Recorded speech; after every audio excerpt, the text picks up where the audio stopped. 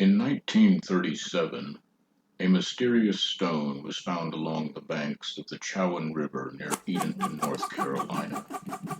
It bore a carved message on both sides, including the year 1591. The message was from a daughter who asked any Englishman to deliver the stone to her father that he might rescue her and other English colonists from the lost colony of Roanoke in a time of great peril.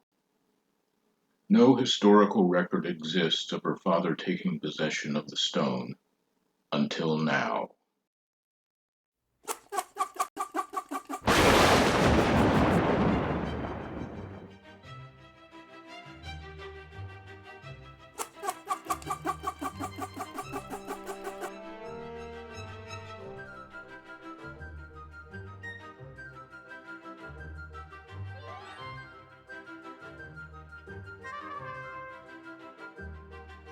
What are you doing? Waving at time going by again? Yes, I find it very relaxing. We'll start snapping out of it. Don't forget we have a time travel presentation to make.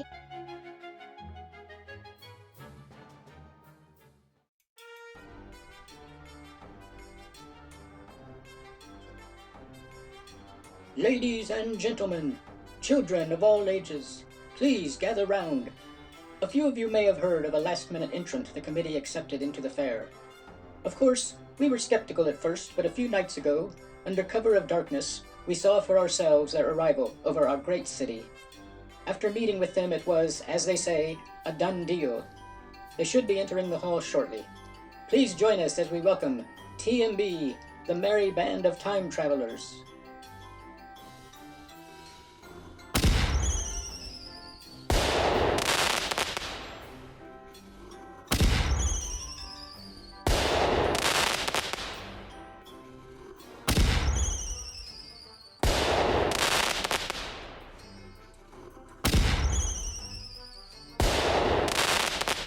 Time travelers are landing.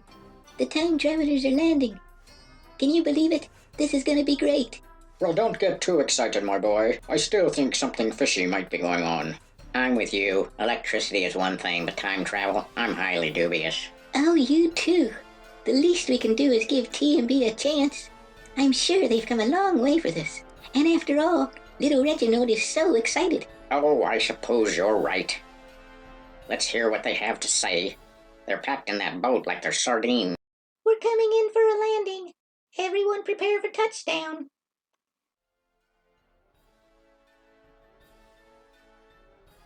Landing is complete, and all systems are secure. Touchdown! Wow, that was great. It blew my socks off. You forgot to wear your socks, remember? We talked about that. I'll admit, the landing had a lot of panache. I'm wondering why there aren't more people here. I'm pretty sure everyone thinks it's a big hoax or promotional stunt. Quiet, everyone. The one with the balloons looks like he's getting out.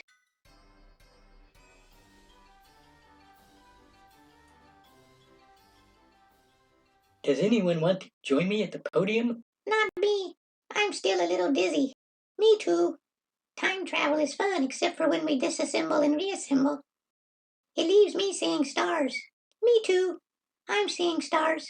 You'll probably outgrow that and just feel a little dizzy. All right, I'll go out and start the presentation. We'll stay here and make sure the rangefinder is ready for deployment. I need some time to organize the new records we just gathered before they're lost in the ether. The little one's going to help me. I see Nikola Tesla over by the gazebo. I'm going to talk to him about our power system. Here we go. Good luck, dear. I heard your introduction and watched you land. Time travel. Please tell me more. I'm intrigued. It's an honor to meet you, Mr. Tesla. You're in luck. Our presentation is just starting. Greetings. Are you all enjoying the exposition? We are. It's stupendous. Most informative. It's not bad at all. Is time travel possible? Please observe as I release these balloons. Check your timepiece. We shall all return to this moment in a short while. We have a little invention we've created that, when it works, allows us to travel through time by triangulation and energized by a burst of steam. Sir, just before you landed, I learned we may have a couple of doubting Thomases in our little group. Some do scoff, but I remind them that just down the hall, you may view a demonstration of Gray's telautograph, which allows documents to be transformed into electricity and sent and received over great distances. We even rely on this device on our time travel adventures and are sure it will catch on big time in the future. We're definitely not in the same league as giants like Tesla, Edison, and others represented in this edifice dedicated to electricity. Our little invention is still in the experimental stages and can transmit records of our travels for public viewing, but we do not allow passengers at this time due to liability concerns except in rare cases. And now, without further ado, I'm going to ask the crew to open and project the rangefinder for a little demonstration. Let's see if we can't travel back in time to when I released those balloons, shall we? If this works, I'll eat my hat. We are now opening the rangefinder. Well, that was mighty impressive. Next, we should see an image of Elijah Gray, the inventor of the telautograph. This will mean we have a connection and we can begin our triangulation. I see we have a connection. Next, we will transmit an image of the interior of this great hall. A timepiece, set to when I released the balloons, is placed inside the hall. An image of the balloons I just released is also now transmitted into the rangefinder. Now, unless someone else released some balloons at the exact moment I did in this same building, and at the same time, we have a discrete event, or a tripartite singularity as some like to call it. We will now add a burst of steam and watch what happens. Is time travel possible? Please observe as I release these balloons. Check your timepiece. We shall all return to this moment in a short while. We'll all be. He did it. I'll be eating my hat. Pass me some salt.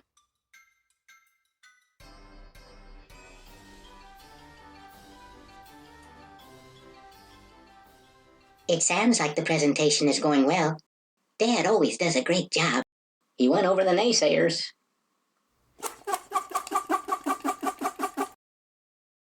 Well, he might not get to finish. A new historical record from the future just came over the telautograph. What's the record say? Several decades from now, a mysterious stone is discovered in Virginia, with a carved message to Captain John White. Oh, Captain White. We helped him 3 centuries ago when he discovered his Roanoke colony was lost. What does the stone say? It's from Captain White's daughter, Eleanor. She's in danger and is pleading for her father to be found to help her. It appears to have been carved a short time after we helped Captain White with his map 3 centuries ago in 1590.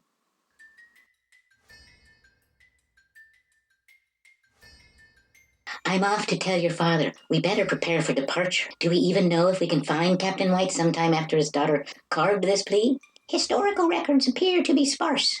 It appears he may have been nearing the end of his life when he returned to England in 1590 after finding his Roanoke colony was lost.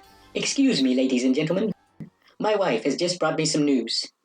It appears we have just received a message in a historical record that Captain John White may be needed by his daughter Eleanor Dare, who may be in danger. But we're not sure where Captain White is, so we'll be having to do some research. My good man, I'm an antiquarian and have done some work in the early Virginia colonies. I've learned John White may have returned to Ireland and served as a cartographer on some estates. One of these estates may even have belonged to Sir Walter Raleigh. Well, that's a great start. We'll be off now, and may be gone a long time, but we'll be sure to return tomorrow for the next presentation. They could be gone years, but will return tomorrow? I hope their time machine doesn't break down.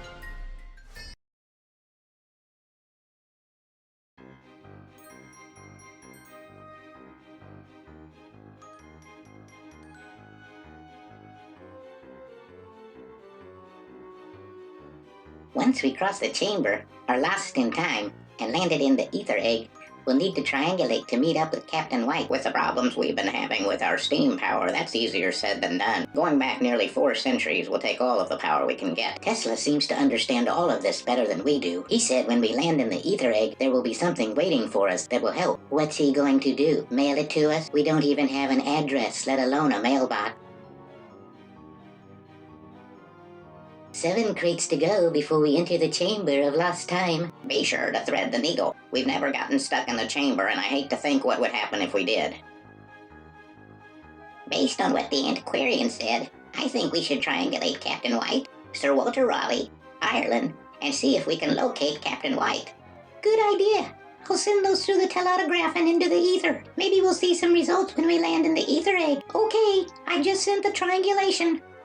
Have we learned where those go and who or what responds to them? No, I wish we knew more. We're trying to learn as we go. Tesla claims he's receiving tapping sounds from Mars. Maybe there's another telautograph on Mars.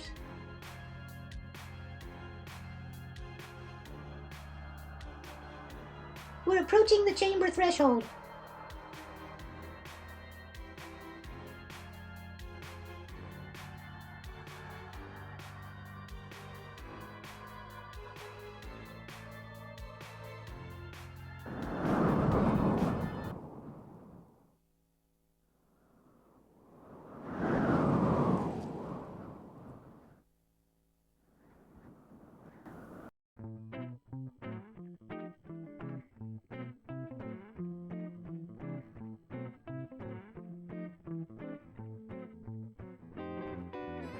Did everyone see what I just saw?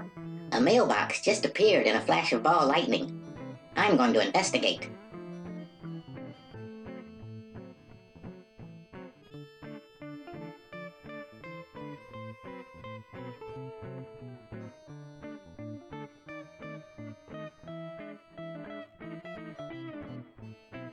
Gee willikins, it's a Tesla coil. He sure is the man of mysteries. We'll see if this works better than our steam power.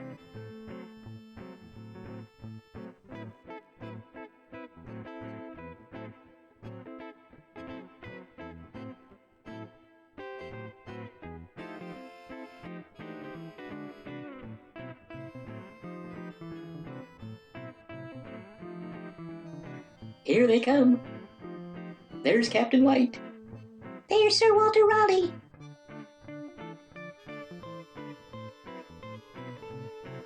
And there's Ireland. Triangulate now, before they're lost.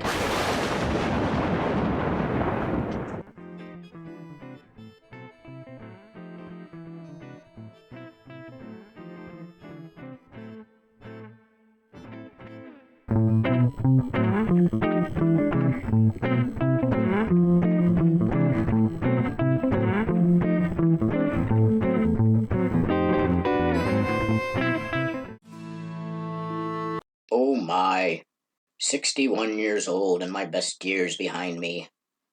Perhaps a walk will pull me out of this stupor. After all, you have a lot to be thankful for, John White. You crossed the Western Sea twice to found the Roanoke colony, had adventures, were made the first governor of Virginia. But what a shock it was on the second voyage to find all the colonists had vanished. I hope and pray they found their way safely to one of the more hospitable locations we considered. And what of my daughter Eleanor, her husband Ananias, and my granddaughter Virginia Dare? If only we'd had a few more days to search before the weather and a shortage of provisions got the better of us. It's a burdensome mystery to take to my grave for sure. Oh, there I go talking to myself again. Well, at least it's a beautiful day today, and this walk will do me good. Here we are, guys. Sir Walter Raleigh's estate, Myrtle Grove. Oh, is this where Captain White is? Historical records indicate it's a good possibility. He could also be at the Mowgli estate, further inland. There's a record of a map he created of that estate. Oh, I think I see him. Here he comes. Captain White! Captain White! Who said that? Up here, Captain White. Why, it's my time-traveling allies, the Merry Band. How long has it been? 10 years, Captain White. It was 1590 when you returned to Roanoke Island and found your colony had disappeared. In the future, it will be widely known as the Lost Colony. It's a great mystery. Oh, I'm sorry to hear that. My hope would be in the future the mystery was solved. Actually, Captain White, that's why we're here. We have both good news and bad news from the future about your lost colony. Which do you want first? My spirits have been a little low. That's why I'm on this walk. Some good news would be most welcome. The good news is, 4 centuries from now, your paintings of the natives in the New World and your maps are in a great museum, and anyone can see them. Good Lord, that is good news. I would have thought they were scattered to the 4 winds. The patch you put on your map to hide the fort you hoped your colony might move to was just discovered in 2012. 2012? My stars. By the way, Captain White, did you know there is some invisible ink on the patch you put over the fort? There is no invisible ink on the patch. Are you sure about that? Of course I'm sure. I put the patch on the map. Don't you think I'd know if there was invisible ink on it? Whatever you say, Captain White, we won't mention it again. And now I must hear the bad news. Over 3 centuries from now, a mysterious stone with what appears to be a message carved from your daughter Eleanor. That sounds like good news to me. A message from my daughter Eleanor? She's in danger and is pleading for your help. She just got it. Follow me inside. There are plans to be made. There won't be room for the boat inside, but please bring in the rangefinder. We have some triangulations to make.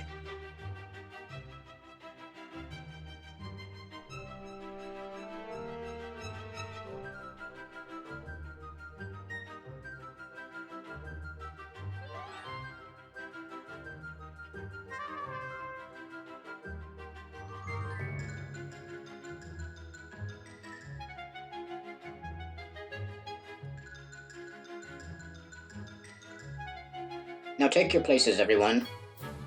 Help yourselves to some pickles and cabbage. 3 centuries from now, a carved message from my daughter is found? That requests me to help her? I must know everything about it. We can't tell you, Captain White. Can't tell me? But I insist. Why in heaven can't you tell me? It's in a lot of future historical records, isn't it? You have access to those, don't you? Well, you see, Captain White, the message on the stone says you must take possession of the stone in a precise way to read the message. Our telling you what it says before you possess it, as Eleanor directed, might be a problem. I see. Best to be safe than sorry. Well then, let's discuss the map. It's in my possession. Eleanor, her husband Ananias, and my granddaughter Virginia were part of the colony in the New World when I painted it. You say 4 centuries from now, it, along with my paintings of the savages, are in a museum. What do the historical records say about how it gets from here to there? That we can help you with, up to a point. Ye gods, what was that? It's electricity, Captain White. It's from the future. Well, be careful. It looks powerful. Oh, it is. The museum acquired your works from Henry Stevens, Jr., historian and collector. Mr. Stevens acquired the collection from the man Thomas Paine, a rare book collector and seller in England. He in turn received them from James Caulfield, 1st Earl of Charlemont. Now there's a last name I'm familiar with. Caulfield. Keep going back. Perhaps I know his ancestors. That's as far back as the historic records go, so there's an approximately 130-year gap between now and then. I see. Prepare for a triangulation. We're in the midst of a war where the English Tudors are trying to conquer the Irish. There's a lot of records about that in the future. It will be called the 9 Years' War. Glad to hear it. That means it's almost over. Don't tell me how it ends. It's been a nightmare. There's a military man named Toby Caulfield. He may be a relative of the 1st Earl of Charlemont you mentioned. I've heard he may be involved in 2 campaigns, one in Kinsale south of here, and another in Newry way up north. Here's the triangulation. Assume there's a meeting between Toby Caulfield and myself at either Kinsale or Newry in the near future. That's 4 elements, so it can't be triangulated. Developing records are sometimes fuzzy, so we'll try different 3-part combinations. Got it, Captain White. Newry looks like it's the most promising. Outstanding. We're off to Newry. We'll also stop briefly midway in Dublin. It's been greatly affected by the 9 Years' War. I want to see how it's faring. That was remarkable. I must look at the map immediately. The message on the stone says I must take possession of it in a certain way. I mustn't leave anything to chance. I better look for the invisible ink on the patch TMB mentioned. Surely it's not there.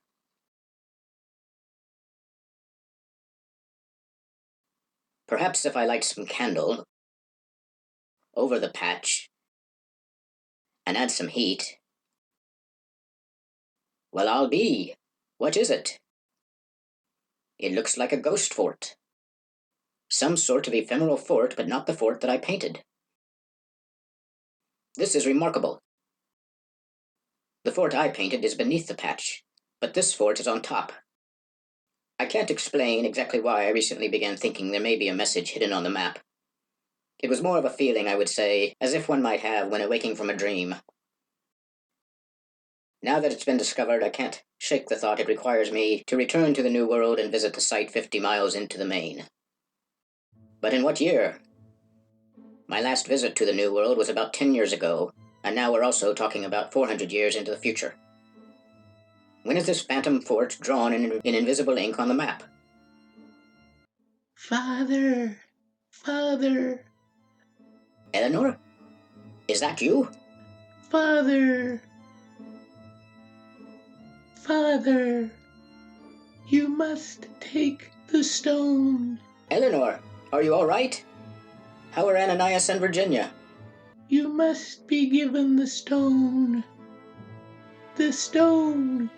You must be given the stone. It's time. It's time. It's time. Oh my. Now let's see. I also need to leave a letter for my sister Bridget, who is in charge of my affairs. My dear Bridget, I have been called away on another voyage of great prospects. I hope to return with great news. Before I leave, it is my intent to meet with Toby Caulfield. If you have any questions, please contact him. Your brother John. There. I think that takes care of the preliminaries.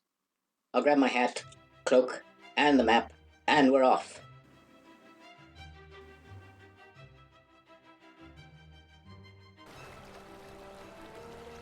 Before we begin our journey to Newry with a stop in Dublin, I'd like to thank you for mentioning the invisible ink on the patch.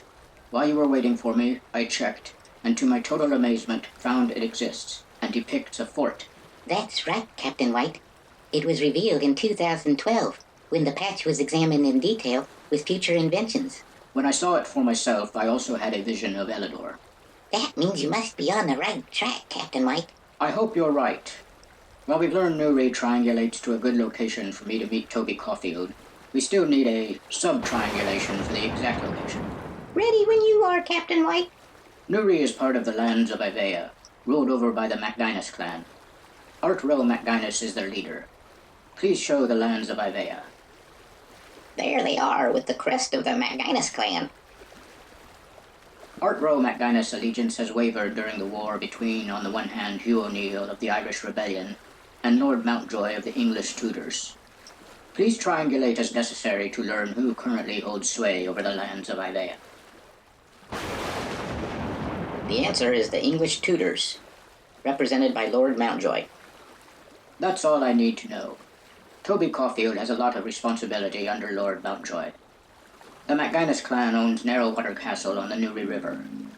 I'm thinking Toby Caulfield is probably in a command post there. That looks promising, Captain White. We're off to the castle keep at Narrowwater Castle in Newry. But first that stop in Dublin. If we can go back just a few years, we might be able to avert a great tragedy. We're all for averting great tragedies. The adventure begins in earnest.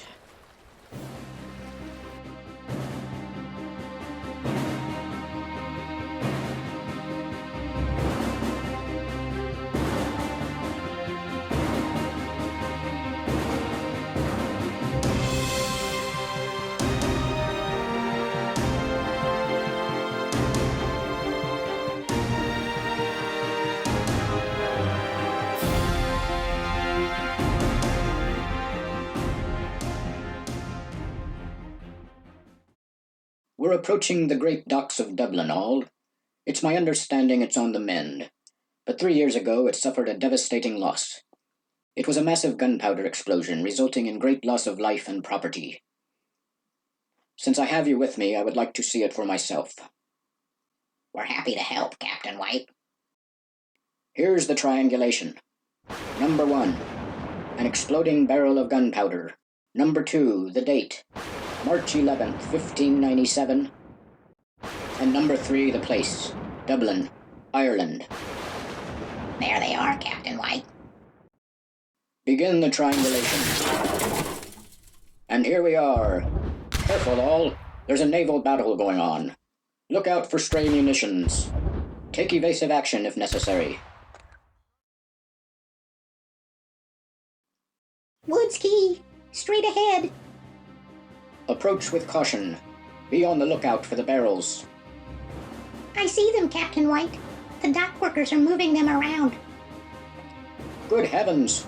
And it's approaching 1 o'clock. That's around the time the disaster happens. We must work quickly. The cause is unknown. Tell me anything from future records that sheds light on what happened. Within the next decade or two, a history of Ireland will be produced, titled The Annals of the Four Masters. Here's what it says about the explosion. They were written by a Franciscan friar and 3 assistants. Let me get a better look at that. A spark of fire got into the powder, but from whence that spark proceeded, whether from the heavens or from the earth beneath, is not known. Howbeit, the barrels burst into one blazing flame and rapid conflagration, which raised into the air from their solid foundations and supporting posts the stone mansions and wooden houses of the street, so that the long beam, the enormous stone, and the man in his corporal shape were sent whirling into the air, over the town by the explosion of this powerful powder, and it is impossible to enumerate, reckon, or describe the number of honorable persons, of tradesmen of every class, of women and maidens, and of the sons of gentlemen who had come from all parts of Ireland to be educated in the city that were destroyed. You know the gunpowder was being provided to the English to be used in their battles against the forces of Hugh O'Neill. Now there's a man to reckon with. The cause of the blast remains unknown in the future, so it's impossible for us to try to stop it. Even if we could try and stop it, we might not succeed, and our actions might be construed as trespass or mischief. What? Well, yes, you might be right there. I have another idea. It should allow us to at least save some lives. We'll create a diversionary ruse, but we must work quickly. Everyone out of the boat. Tell everyone you meet on the dock and the street above a great event is going on now. Make the location outside of the blast radius, but within running distance. Promise them anything. Free food and drink. Less work for higher wages and benefits. Troubadours, bands of troubadours. Anything, but don't tell them they are in danger. Get to it all.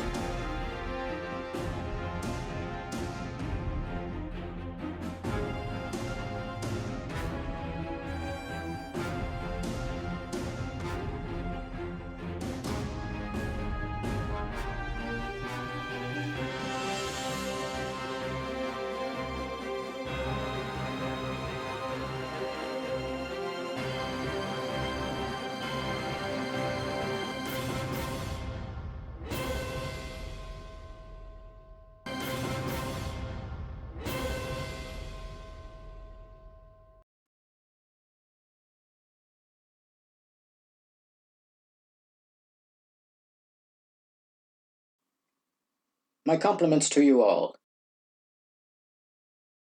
The street and dock are cleared in this immediate vicinity. I trust there were no problems? None whatsoever, Captain White.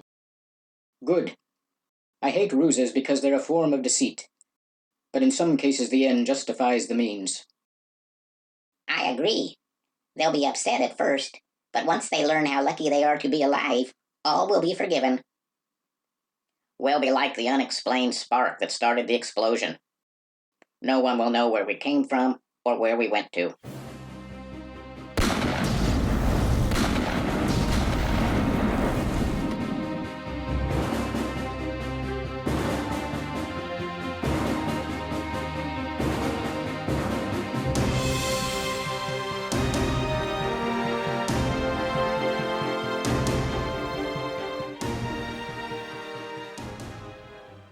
Here we are, the Castle Keep at Narrowwater Castle. Splendid. Now there's something odd. What, Captain White? Over there, at that little island. It's a little person in a canoe. You don't suppose it's a leprechaun, do you? I've never seen one for myself, but I've met others who claim they're real. You know, it could be a gahonga. They're sort of like leprechauns, but are a part of the myths and legends of the natives in the New World. It could be a good sign. Then keep an eye on it, and report to me further when I return from my meeting with Toby Caulfield. We sure will, Captain White. Sir, Captain John White wishes to see you. By all means, show him in. He is one of our greatest explorers, having traveled across the Western Sea to the New World 3 times. He is also a fine artist as well. Yes, sir. I'll send him in. Well, it's John White. This is quite an honor. What brings ye to Narrowwater Castle, Captain John? No doubt you will find this hard to believe, but I may be returning to the New World. Aye, that is hard to believe. That will be no easy journey at your years. On which ship will you be sailing? It's a small private vessel, but with an excellent navigation system and crew. It's quite experimental, and I'm unfortunately not at liberty to discuss it further. I understand. These are some dangerous times, and Her Majesty encourages secrecy. I have other matters, though, pertaining to the voyage I think you may bring some light to. I'll certainly do what I can. How did you find me? My crew helped me. I want to show you this map I painted 13 years ago while in the New World. You may have heard the story, but I'll tell it to you firsthand so to leave no doubt. I also happen to believe the map ends up in your family's possession in the future. Why I believe this I can't go into at this time. I'm most intrigued, John. 10 years ago, in 1590, we returned to resupply the island colony we had planted 3 years earlier in 1587.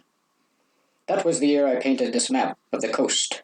Beneath this patch, I painted a fort suggesting to them a more agreeable location to relocate 50 miles into the main. And here is a second location, the island of Croatoan, that was also under consideration for relocation.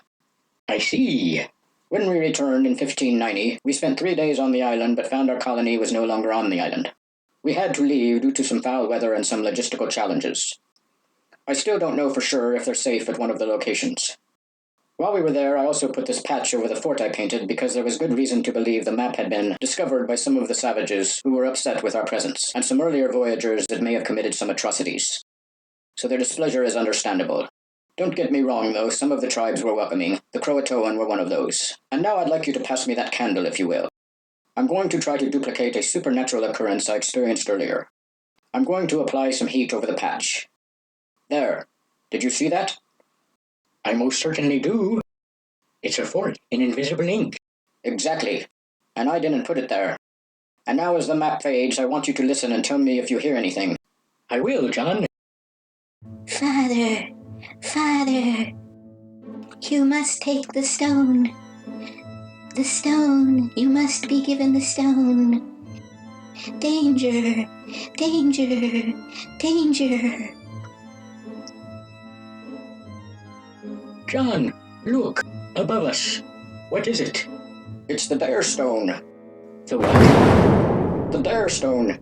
It has a message to me carved by my daughter Eleanor.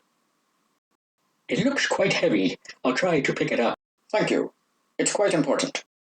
Here it is. If it holds a message from your daughter, it clearly belongs to you. Tell me, John. It's clear the invisible ink contains a power of some sort that is released when made visible and goes away when it fades back to invisibility. Tell me exactly what made you look for it. It was a strange feeling that came over me as if I was awaking from a dream. I see. While you have ventured into the wilderness of the Western Sea and landed beyond, I have not. I have never seen nor heard anything like I just witnessed. That you are connected to it by a dream-like feeling, I can only explain it perhaps as an entrance into the Gaelic otherworld. You know the legends better than I, John, and that both the Western Sea and dreams are considered as entrances to that realm. Yes, perhaps. And for better or worse, we both know the legends say one can cross the boundary without knowing it. The peoples of the New World have similar legends. As you have suggested, some of those may hold the key to what we are experiencing.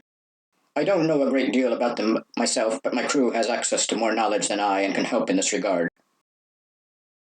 I hope you find the answer, John. Thank you. Now that we know the power within the map, I would like to leave it with you and will take the stone. I believe the map will be safe with your family. I will now take my leave, and I wish you the best, Sir Toby. Rest assured, John, we shall keep the map safe. I'll summon an aide to assist you in transporting the stone to your vessel. Godspeed. Thank you. We're glad you got the Dare Stone, Captain White. Who first showed it to you? Toby Caulfield, Where is he from? Oxfordshire. That's amazing, Captain White. The Dare Stone instructs any Englishman should show you the stone. Have you read the stone yet? No, I see it has a lengthy message carved in it on both sides, but it's illegible. The text is small and roughly chiseled. Now that you've taken possession of the stone in the manner foretold by your daughter, we can tell you more about it. Let's open up the rangefinder and call up the primary source document from 1937 for Captain White. Bring me up a little and relate to me its contents. It's a good thing you're sitting down. Let's begin. Yes, let's begin. From what Toby and I experienced, you have my full attention. The primary source document for the Dare Stone is found in Volume 4 of the Journal of Southern History from May of 1938.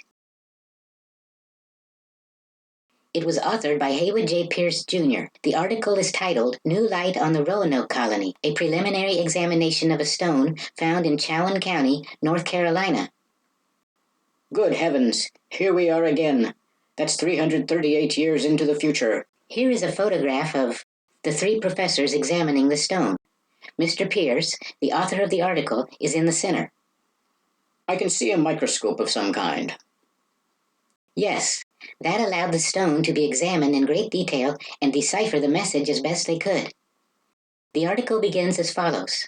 If a 21-pound quartz stone, now in the custody of Emory University, is what it purports to be, important new light has been thrown on the fate of Raleigh's lost colony of Roanoke.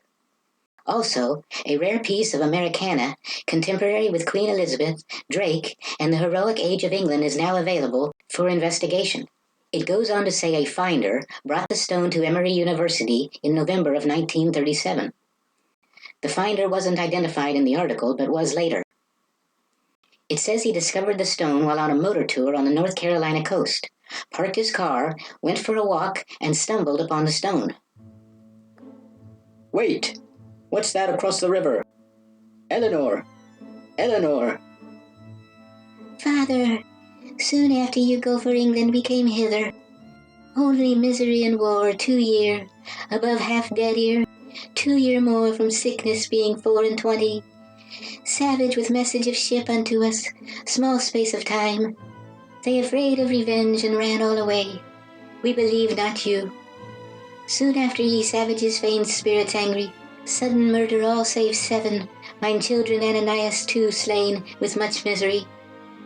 Bury all near 4 miles east this river, upon small hill, names right there on rocks.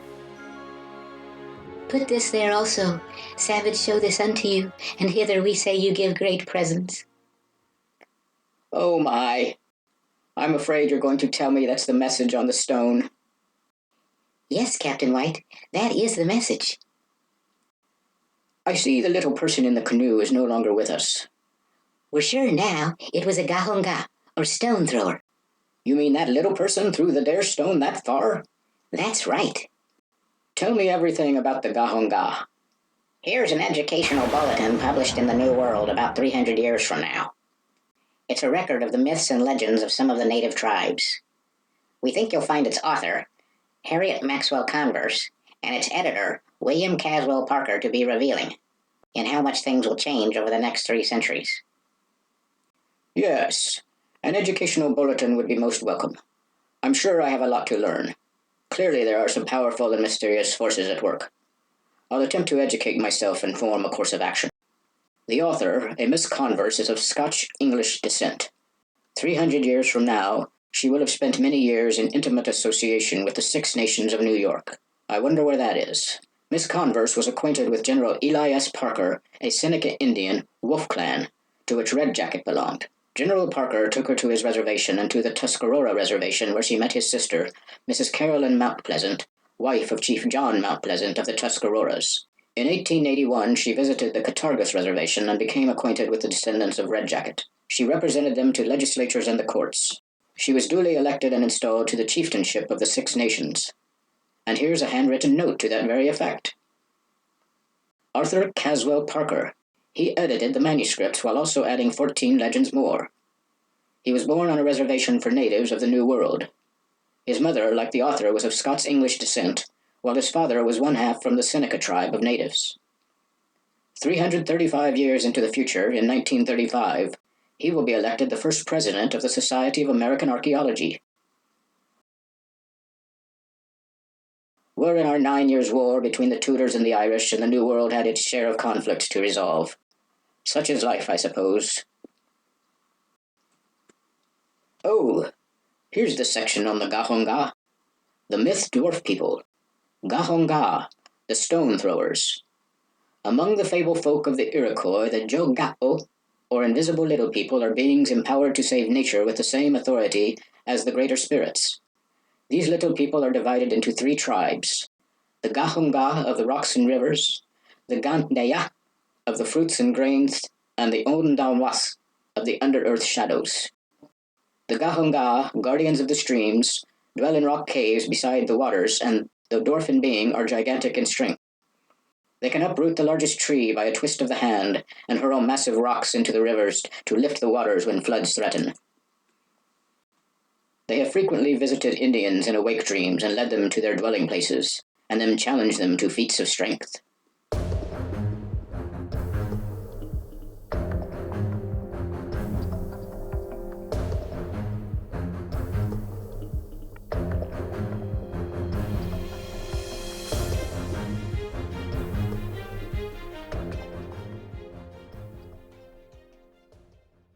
Here we are, Captain White.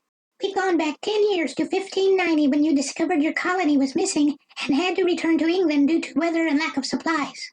Yes, of course it looks much different from this vantage point. I never had before, although I did create a couple maps. Please call one of those up to help me get my bearings. Oh yes, that's a good one. Theodore de Bry is a master engraver. He's created engravings of several of my maps in watercolors. He's worked closely with Thomas Harriot, who's collected many records of voyages in the New World. We see that, Captain White. Here's a title page from his volume, A Brief and True Report of the Newfound Land of Virginia. Yes, that's lovely, isn't it? Now, using the map, please describe to me how the last 5 years are documented in the future. The records describe it this way. 5 years ago, in 1585, 7 ships left England for the New World to establish a colony. Ralph Lane would be governor, Amadis was the admiral, and Grenville commander. You were on board as artist, and Thomas Harriot as scientist. What's most interesting is you were returning 2 native chiefs, Manteo and Wanchese, who had visited England on good terms. So far, so good. One ship was lost on the way, and another ran out of supplies. 3 of the 7 ships arrived at the Outer Banks in mid-June 1585. Ship Roebuck left 30 men on Croatoan Island. Go on. Grenville established contact with local Spanish authorities in hope of obtaining fresh provisions, but the Spanish didn't cooperate, and Grenville suspected they would soon attack, so he and his ships abandoned the temporary fort. He spent time around the Caribbean resupplying before returning to the Outer Banks. One of the ships, named Tiger, struck a shoal, ruining most of the food and nearly destroying the ship. I've heard enough. The records of the future are quite accurate. And that was just the start. The entire last 5 years have been like that. Lost ships, lost provisions, battles with the Spanish, battles with the natives, alliances formed, alliances broken, kidnappings, ransoms. That's what we're dealing with here. Keep that in mind. Now let's turn our attention to the message on the stone. I would like to read it a line at a time. Perhaps it was more of a journal she wrote over time and didn't compose it all at a single sitting. Someone please read the first line. I will. It says, Father, soon after ye go for England we came hither. I left the Roanoke colony in 1507. This must be the site 50 miles into the Main, where I painted the fort on my map and willed them to move. Or it could be Croatoan, since when I returned in this year, which is 1590, I found Croatoan carved on the gatepost in a manner agreed to by the colonists and myself before I left. Please mark those 2 possibilities on the map. What do future records say about those 2 sites? Both sites will yield artifacts in the future consistent with occupation of some of your colonists. I would expect that at the Croatoan site, since that is the first site we landed in 1585 with Grenville, and I'm well acquainted with it and its surrounding areas, since I was part of the 1585 expedition. I'm intrigued by the artifacts discovered at the other site. It's also at the confluence of the Chowan and Moratuck rivers. Ralph Lane explored those areas during the first expedition. They held great promise for trade, particularly in precious metals such as copper and perhaps even gold. Please read the next line. It says, "Only misery and war." It breaks my heart to say this, but in the dire circumstances we were in, this doesn't surprise me, though I hoped the relocation would have succeeded. Please go on. Next it says, "Above half dead here, 2-year war from sickness being 4 and 20. Has the future determined the sickness responsible for this? Nothing definite, Captain White, but several viruses have been mentioned as possibilities. Among them smallpox and influenza. It's also possible New World explorers brought them here, and many of the natives eventually succumbed to them. You probably use the term poison or venom instead of virus. Another highly unfortunate consequence of people of different lands contacting each other for the first time. The colony has been reduced to 24 souls. What's the next line? And if I'm not mistaken, it will possibly be describing the future." "That's true. She's described 4 years so far since you left the island in 1587, and we're currently in 1590. The line for the future is, a savage, what we call a native, with message of ship unto us. Small space of time, they affright of revenge, and ran all away. We believe it not you." To the best of my knowledge, which is considerable, I don't believe we were in the area after I left in 1590, having found the colony missing. I'm inclined to believe this ship the natives saw would be a Spanish vessel which often followed our movements. The natives would have reason to be concerned about the treatment by some of the Spanish. The next future line, she says, "Soon after the natives feigned spirits angry, sudden murder all save 7. My child Ananias too slain with much misery." So of the 24 souls, 17 will be murdered in the future, leaving 7, which include Eleanor and possibly her husband Ananias and daughter Virginia, who will also be slain. It sounds to me like Ananias and Virginia were slain after there were 7, which would leave 5, including Eleanor. It could be read that way, Captain White.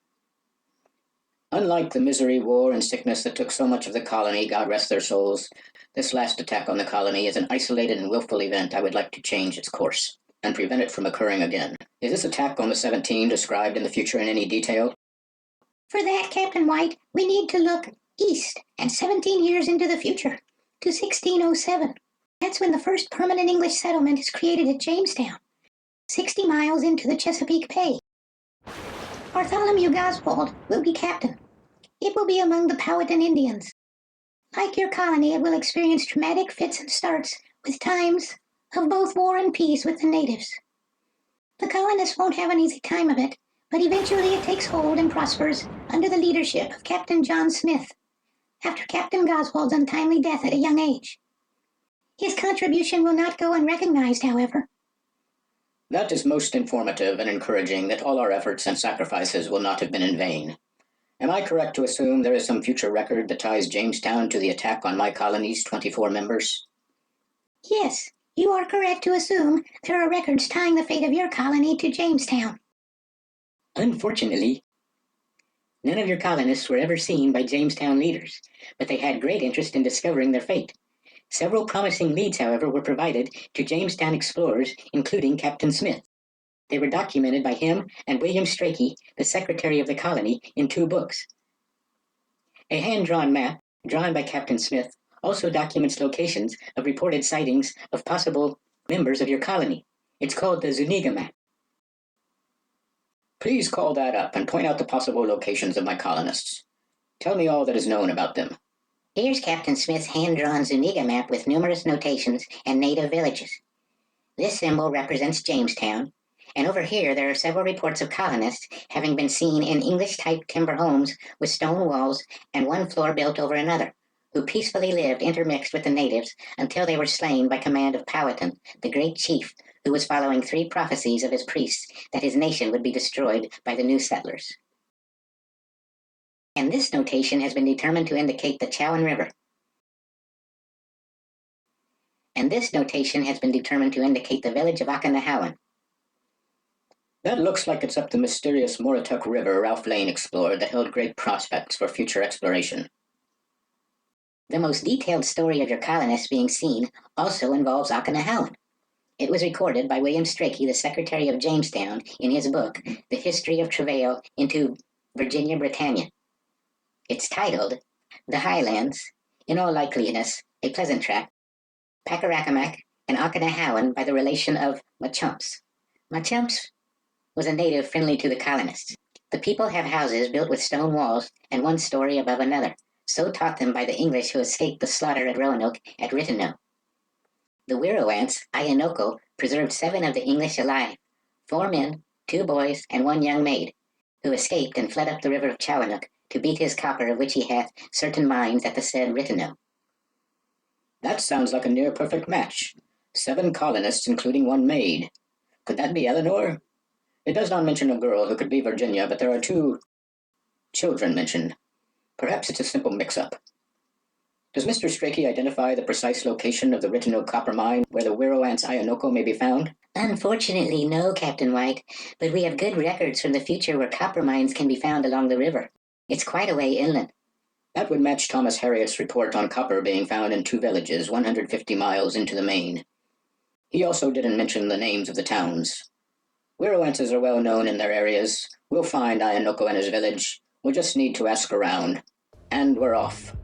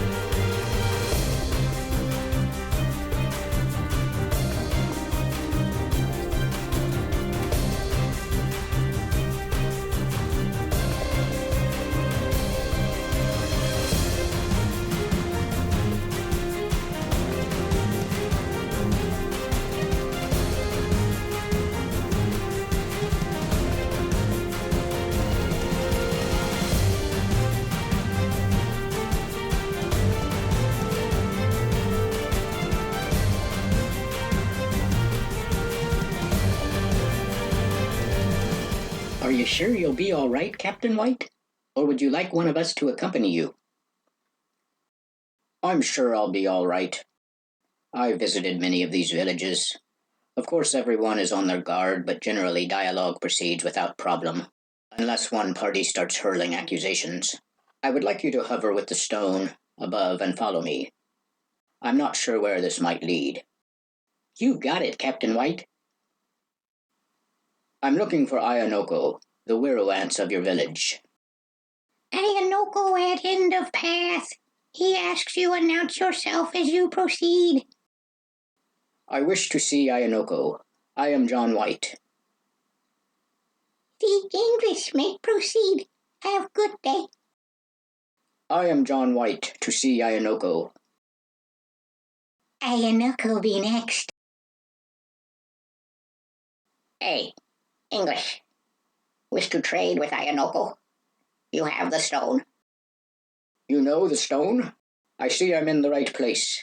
Aye, ye be in right place. We work with Gahonga, mysterious and powerful little people of legend. They find you and deliver the stone per instruction. I must see my daughter, Ayanoco. Not at this time, John White. The 7 ye seek are safe, lucky to be alive. They do good work in my copper mine and workshop. Well taken care of. They escaped massacre of your colony by powerful Chief Powhatan. I know of Powhatan. His seat of power is far east of here. This be true. His power is wide. Take time to reach us. We still required to pay tribute. The stone says 2 of the 7 will be slain, leaving a maid and 2 men and 2 boys. I believe the maid is my daughter Eleanor, and the 2 to be slain are my son-in-law Ananias and granddaughter Virginia. The 2 you speak of are alive at present. Thanks to Gahonga, we know what stone says in future. The Gahunga have power to make people lose track of time. I'm confused. Hear what you do, John White. As written on stone, you are to place it at burial site on Small Hill, 4 miles east, where we help bury 17 of your colonists. You will find rock with their names carved on it. You must then return with great presents from me, as it says on the stone. But that's a ransom. Not true, John White. They be possible tributes for Powhatan, whose forces may very well be on their way. If they have learned we harbor more of the colonists, we could be wiped off map, or only 2 may die. You are here before that part of the stone has been written. We will need plenty to bargain with. The Gahunga will help you, but do not make them angry, and learn their ways, John White, if they try to teach you. Very well. I'll need directions to the burial mound. 4 miles east. Follow the trail.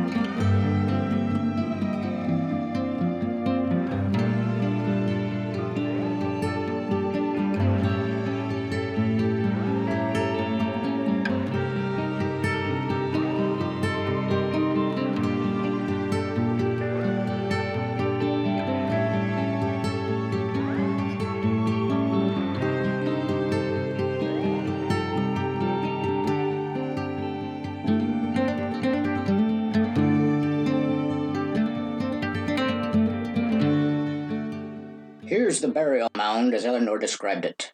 The names of 17 colonists slaughtered by Powhatan's forces. And according to your account from William Strakey, due to his heeding the advice of his priest's prophecies. You know, Captain White, not only will Powhatan eventually lose control of his territories, but in time the colonists in this new world will fight for their own independence from England and win. Most interesting. Now returning to the matter at hand. Please give me the stone to place as Eleanor directed. Here it is. Gee willikins, it's changed. The sentence that says Ananias and Virginia were miserably slain has disappeared. That would make some sense. Ayanoco told me they are both alive at present. It must have occurred as we lost 10 years while crossing the Western Sea. There. That's done. What's next, Captain White? Oh, nothing of consequence. We just have to get our hands on a giant ransom. How are we going to do that? I haven't the foggiest idea. Wait. Look. A Gahunga just took the stone. Follow that stone thrower.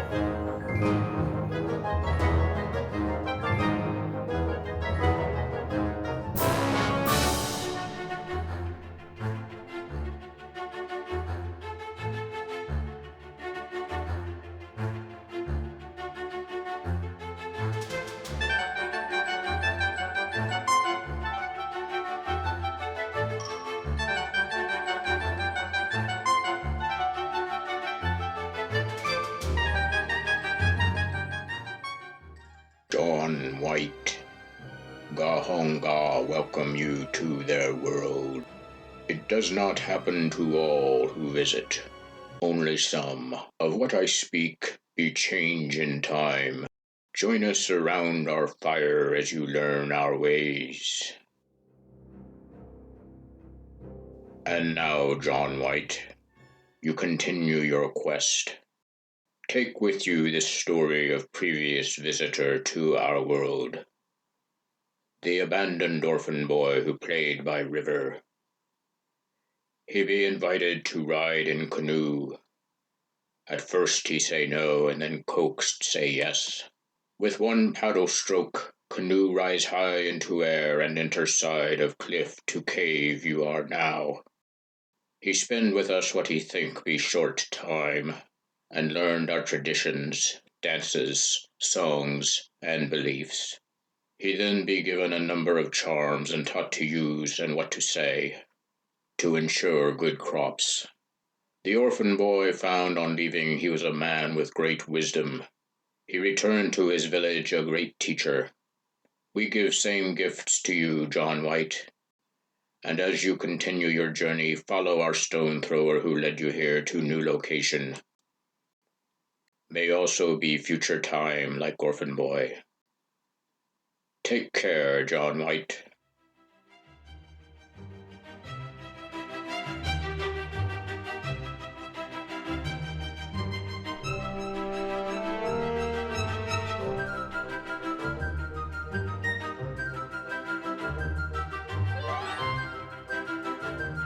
Good heavens! The Gahonga have led us back to where we started, but it's clearly another time. I see 3 nice estates near where I willed the colony to move, and across the river there is now a little seaport. The Gahonga know what they're doing, so we must be here for a reason. What can you tell me? The Gahonga have moved us 120 years into the future, to the town of Edenton, North Carolina. The Dare Stone will first be discovered around, but that won't happen for another 200 plus years or so. Around 1937.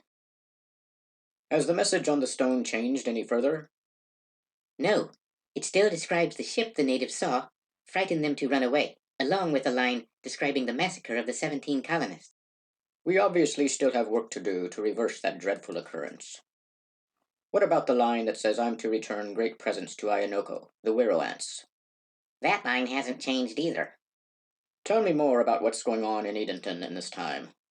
It was founded within the last few decades and is the state of North Carolina's first colonial capital. Why is it called Edenton? It's named after the second governor of North Carolina, Charles Eden, a British colonial official. He lives in one of those 3 estates you mentioned. Hand me a spyglass.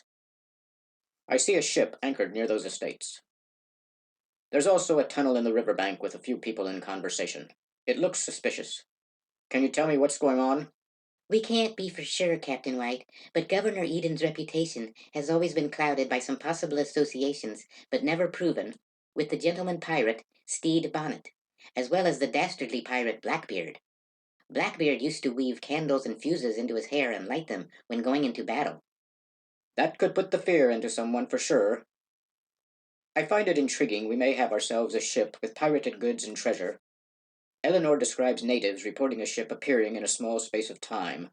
They were afraid of revenge, so ran all away, to return to massacre the 17. I'm going to guess that was at the direction of Powhatan. That's apparently what happened, Captain White.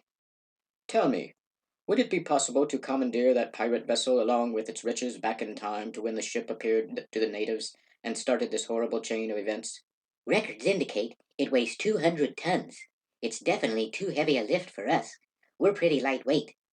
It was also only built in the last couple of decades. There are no historical records that place it that far back.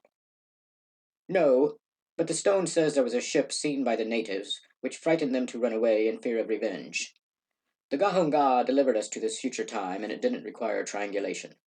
It must be for some reason. That's true, Captain White. It's obviously a different process from ours, since we had nothing to do with it. We're not sure what might happen if ours is overlaid on theirs. We might be temporarily turbocharged. Turbocharged? I probably shouldn't have mentioned it. It's from the future and means something powerful that's made more powerful. It's odd, but I feel I've gained some wisdom since leaving the cave. That's what happened to the legend of the abandoned orphan boy, they told me. He returned to his village a wise old man. Maybe you've been turbocharged, Captain White. I have a theory. Ayanoco told me they work with the Gahunga. Perhaps they tried obtaining this great resource once before and failed, resulting in the massacre. Don't forget, we returned the powerful native chiefs Manteo and Wanchesi in 1585. Can you imagine the stories they might have spread about their time in London? After all, they spent much time with Thomas Harriot, the great mathematician and scientist, and learned each other's languages. They were two sides of a coin, Manteo and Wanchesi. Wanchesi became suspicious of us, whereas Manteo was more friendly.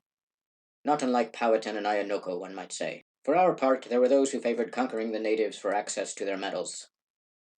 Others, such as Thomas Harriot, were more enlightened, and felt a productive alliance could be formed. But I digress. Back to the problem at hand. What, in your estimation, is the biggest obstacle we face in transporting that pirate ship back in time? Like we said, it's too heavy to lift and get inside the rangefinder. If only it could be lifted high into the air with a single paddle stroke, like the stone thrower did with its canoe. Well, I'll be. Our little ally has returned to the crow's nest. You don't suppose? No, we don't. But if everything has been temporarily turbocharged, there's no time to lose. Prepare the rangefinder to receive a 200-ton pirate ship. Assuming we're successful, we'll figure out the triangulation once we're inside. Projecting and opening the rangefinder now.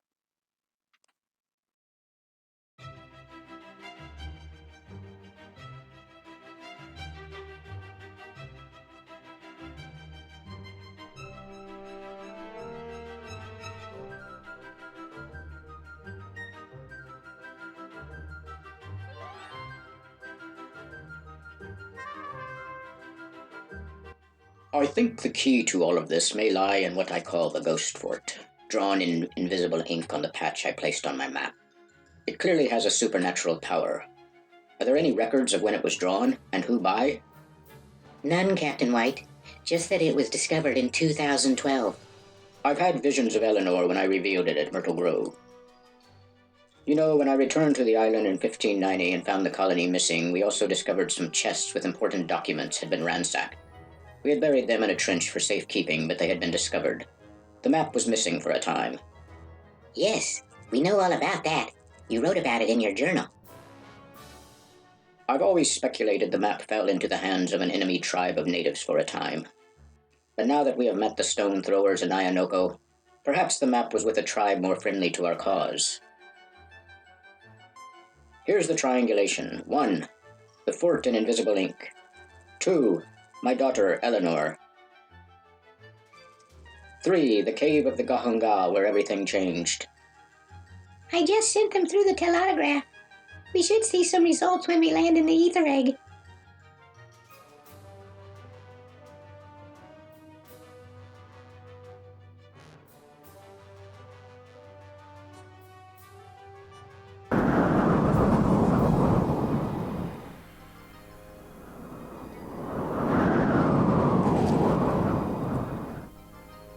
Here they come.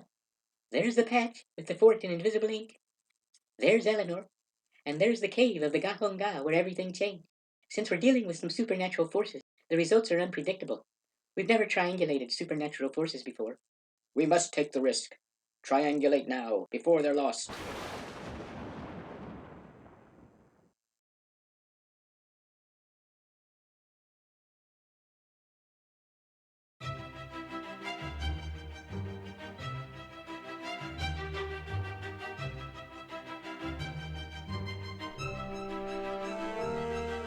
Look, Captain White, it's the ghost fort come to life. I certainly wasn't expecting that. I hope I haven't wrought something I am only to regret later. We shall investigate, but only after securing the release of Eleanor, Ananias, Virginia, and the 4 other colonists.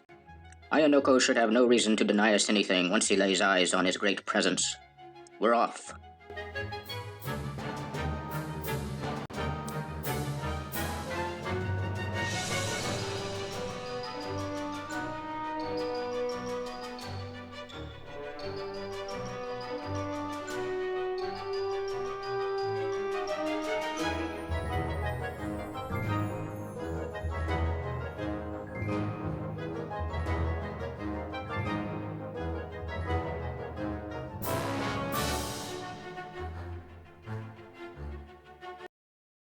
We meet again, Ayanoco. The Gahonga are delivering this pirate ship with its advanced weaponry and all its plundered riches to you on the condition you release my colonists to me immediately. Oh, John White, you be truly a friend to my people. And you to mine, assuming all is well with my colonists. Oh, yes, ye have nothing to fear in that regard. These great presents you bring should go a long way to trade with many who pass this way. Not to mention Powhatan, who we submit to, but who we do not always agree. Glad to help. And now I must see my colonists. Oh, yes, if ye but turn around, great surprise await you. Oh, Eleanor, Ananias, my darling Virginia, you're all looking well. Oh, yes, Father. Ayanoco and his people have been very good to us. The massacre of the 17 was horrible. The 7 of us just barely escaped, and the fort was burned to the ground. Burned to the ground? We had a close view of the site on our way here, and I can assure you we saw no evidence it had burned to the ground. No? Tell us what you saw, Father. We saw the fort all right, but it's transparent as a ghost and hovering above the site. Oh, my. We must all go and investigate. Maybe it's starting to happen. What may be starting to happen? We'll tell you on the way to the burial mound. As you wish, my dear. Now pray tell, my darling daughter, what actually happened in the 3 years I was away and you carved the stone? It all has to do with Manteo and Wanchesi, the 2 chiefs who visited London at Sir Walter Raleigh's invitation. I thought as much. My crew has also confirmed they disappear from historic records during the 3 years. Your stone could be the only record suggesting something was afoot with those 2, particularly Wanchesi, who had come to distrust us. We lost track of him, but Manteo always tried his best to mediate between the tribes and we English, even when serious misunderstandings occurred. I grew to be quite fond of him. If it weren't for Manteo, I could never have gotten close to the natives and paint them in such detail. Exactly, Father. Their visit to London and exchanging languages and ideas with the great scientist, Thomas Harriot, changed everything, especially their ideas about time. They had been a people of the rhythm and cycles of seasons. That was time for them. But after learning about mechanical timepieces, they began to think of time as linear and with small increments. The Gahunga also picked up on this, and it gave them great precision beyond the rhythmic cycles of the seasons. They were the first to discover the pirate ship you returned to Ayanoco. It will be a great assist in his dealings with Powhatan. I thought as much. Where have Manteo and Wanchesi been these 3 years? We lost track of Wanchesi, but he is rumored to be siding with Powhatan. We still see Manteo occasionally, and are on good terms, as he does what he can to mediate, but it hasn't been easy for him. Manteo's a good man. I hope I see him again. As for Powhatan, I'm afraid he's been swayed by his priest's dark prophecies. Here we are back at the burial mound. What do you advise, Eleanor? Wait and see. If I'm not mistaken, we'll have a visit from the stone throwers. When you said you saw a ghost fort hovering over the site, I knew they were keeping their part of the bargain. What bargain? In exchange for me carving the stone and bringing you here to help Ayanoco, the stone throwers will try to deliver us back to the fort just before the 17 were massacred. It appears they're performing the same ceremony I saw in their cave before we found ourselves in Edenton with the pirate ship. It may look the same, but it isn't. It's very mystical but has the precision of clockwork. The slightest movements can change time with great precision. Look! The burial stones are levitating and disappearing. Quickly, Father. We must return to the time and place of the massacre.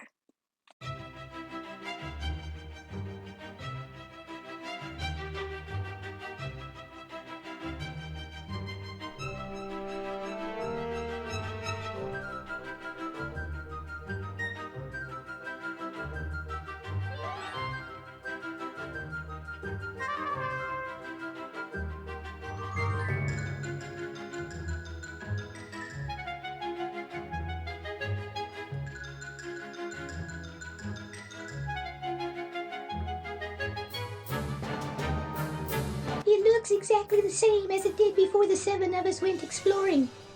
Except for our 17 other colonists, of course. There was nothing we could do when we returned and found it all in ashes. It's all so tragic.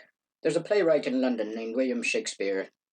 He'd be very good at bringing this story to our countrymen. I must look him up. I only wish it had a happier ending. There's Monteo, just as I painted him. And there's the colonists. Now that's the ending I was wishing for. All we need now are good crops. Didn't the chief of the Gahunga give you some charms for good crops, Captain White? I almost forgot. Let's see what happens. We can start anew. That's the kind of ending I was wishing for.